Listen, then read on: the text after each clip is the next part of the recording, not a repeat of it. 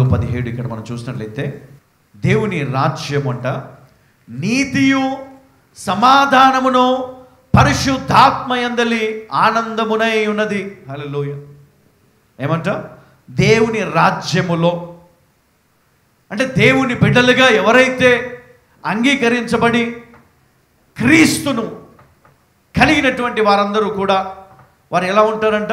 వారి జీవితంలో నీతియు సమాధానమును పరిశుద్ధాత్మ యందలి ఆనందమునై ఉన్నది. కాబట్టి మరి మీ జీవితంలో ఏం కనబడాలా? ఏం కనబడాలా? దేవుడు ఉండాలా. అప్పుడే మీరు దేవుని రాజ్యములో ఉంటారు. దేవుని రాజ్యములో నీతియు సమాధానమును. హల్లెలూయా. దేవునికి మహిమ కలుగును గాక. ఫిలిప్పీ 4:7 సమస్త జ్ఞానమునకు మించిన దేవుని సమాధానము యేసుక్రీస్తు వలన మీ హృదయములకును మీ తలంపులకును కావలి యుండును. హల్లెలూయా. ఏమంట?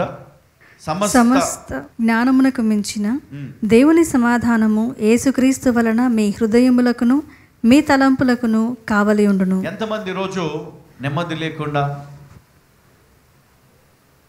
కన్ఫ్యూజన్లో జీవిస్తున్నారు అమ్మా? గందరగోళ జీవితాన్ని ఎంతమంది జీవిస్తున్నారు? ఏం అర్థం కాదు. నా జీవితం ఏంటో నాకు తెలియదు, నా పిల్లలు ఏంటో నాకు తెలియదు, వాళ్ళ స్కూల్ ఏందో నాకు తెలియదు, వాళ్ళ ఉద్యోగాలు ఏందో తెలియదు, వాళ్ళ పెళ్ళిళ్ళు ఏందో తెలియదు, ఏం తెలియదు నాకు అన్నోళ్ళు ఎంతమంది ఉన్నారు ఇక్కడ? చాలామంది ఉన్నారు కానీ చేతులు ఎంతట్లా ఏమో ఎట్లా జరిగిందో తెలియదు. మా కొడుకు పెళ్ళి అయితే జరిగింది, ఎట్లా జరిగిందో తెలియదు. వాడు పెద్దోడు అయిపోయినాడు, స్కూల్కి పోయి కాలేజీకి పోయి ఇప్పుడు ఉద్యోగం చేస్తుంటాడు. ఏం జరుగుతుందో తెలియదు. గందరగోళం, అప్పులో పడిపోయినాం, చిక్కుకుపోయినాం, సమస్యల్లో చిక్కుకుపోయినాం కదా. చాలా నెమ్మది లేని పరిస్థితుల్లో చిక్కుకొని పోయి బయటికి రాలేని స్థితిలో అనేకులు ఉన్నారు ఈరోజు. అవునా కదా? వారికి దేవుడు ఏమంటున్నాడు తెలుసా? సమస్త జ్ఞానమునకు మించిన దేవుని సమాధానము యేసుక్రీస్తు వలన మీ హృదయములకు మీ తలంపులకును కావలి ఉండును. అర్థమవుతుందమ్మా? ఇప్పుడు నువ్వు చేయాల్సిన పని ఒకటే, అన్నీ పక్కన పెట్టాలా. ఏం చేయాలా? అన్నీ పక్కన పెట్టి, దేవా నా జీవితాన్ని పూర్తిగా నీ చేతికి అప్పగిస్తున్నాను. నా జీవితం పైన, నా కుటుంబంలో ఉన్న ప్రతి ఒక్కరి జీవితం పైన పూర్తి అధికారాన్ని నీకు ఇస్తున్నాను ప్రభా. నన్ను నువ్వు నడిపించు, నన్ను నువ్వు కాపాడు. నా జీవిత కాలమంతా కూడా నేను ఇక వెనకకి తిరిగి చూడను, పాప జీవితం వైపు చూడను, పాపములో పడను, శోధనలో పడను. పవిత్రమైన నీవు నీ వాక్యమును ధ్యానిస్తూ వాక్యానుసారమైన జీవితాన్ని నేను జీవిస్తాను అని నువ్వు ఒకవేళ దేవుని వైపు పూర్తిగా నువ్వు తిరిగితే నీకు ఆ సమాధానము దేవుడు అనుగ్రహిస్తాడు, ఆ శాంతిని నీకు ఇస్తాడు, ఆ పాప క్షమాపణను నీకు అనుగ్రహిస్తాడు, నూతన జీవితాన్ని పొందే కృపను, అవకాశాన్ని దేవుడు నీకు అనుగ్రహిస్తాడు. హల్లెలూయా, హల్లెలూయా, హల్లెలూయా.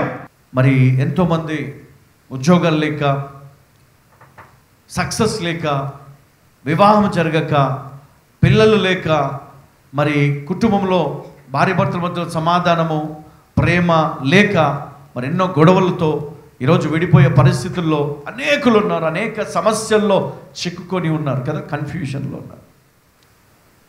నేను పెళ్ళి ఎందుకు చేసుకున్నాను, అనవసరంగా ఎందుకు ఈ పిల్లల్ని కన్నాను, అసలు ఎందుకు నేను ఉద్యోగంలో జాయిన్ అయినాను? దాంట్లో నుంచి మీరు బయటికి రావడానికి ప్రార్థన ఒక్కటే మనకు మార్గం. ఉపవాస ప్రార్థన అన్నిటిలో మరి శక్తివంతమైనదిగా పనిచేస్తుందని మరి ఎన్నోసార్లు నా జీవితంలో నేను అనుభవించాను. మీకు తెలుసు, నేను పరిచర్య మొదలుపెట్టినప్పుడు ఇద్దరు ఉన్నారు. అది కూడా చర్లపల్లిలో ఒక ఇంటి పైన, ఇక్కడనే ఉండొచ్చు వాళ్ళు. మరి ఒక పక్కన ఇద్దరు ముగ్గురు పడుకొని ఉన్నారు, బెడ్షీట్లు కప్పుకొని. ఆదివారం ఉదయం మరి సండే సర్వీస్ స్టార్ట్ చేసినప్పుడు మరి వర్షం పడి అక్కడ అన్నీ కూడా నీళ్ళు అవన్నీ ఉన్నాయి, చుట్టూ ఇండ్లు ఉన్నాయి. అందరూ బాసన్లు అవి చప్పుళ్ళు అన్నీ వస్తూ ఉన్నాయి, మధ్యలో ప్రార్థన. ఇక నేను అనుకున్నాను, దేవా పరిచర్య మొదలు పెడుతున్నాను, మరి నువ్వే అన్నీ నడిపించాలి అని. అంటే మరి దానికంటే ముందు సికింద్రాబాద్ ఎస్పీజీలో ఎవ్రీ ఫ్రైడే మరి హీలింగ్ సర్వీస్ ఒకటి నేను రన్ చేసేవాడిని చాలా కాలం.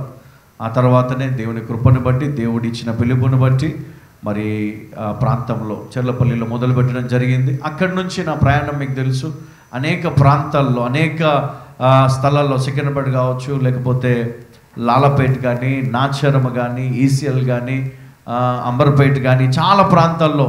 సో అనేక సమస్యల్లో నేను ఒకటే చేసేవాడిని, ప్రార్థన. దేవుడు నాకు తోడై ఉన్నాడు, ఆయన నన్ను విడిచిపెట్టాడు, ఆయన నన్ను పరిచయలోకి తీసుకొచ్చాడు, కాబట్టి ఆయన నన్ను నడిపిస్తాడు, నాకు సహాయం చేస్తాడు. 365 days మనం ఇక్కడ ప్రార్థన చేసుకునే కృప దేవుడు ఇచ్చాడు మనకి కదా. ఒకప్పుడు మనకి 2000 కట్టే పరిస్థితి లేదు. ఏడ్చిన నేను చాలా, ఆ రోజు చాలా బాధేసింది.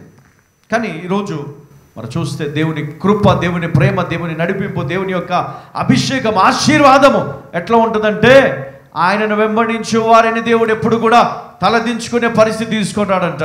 కొంతకాలం శ్రమ, ఇబ్బంది, లేమిలో నువ్వు నడుస్తావేమో, కానీ తర్వాత తలెత్తుకొని తిరిగే పరిస్థితి దేవుడు తీసుకొస్తాడు. హల్లెలూయా.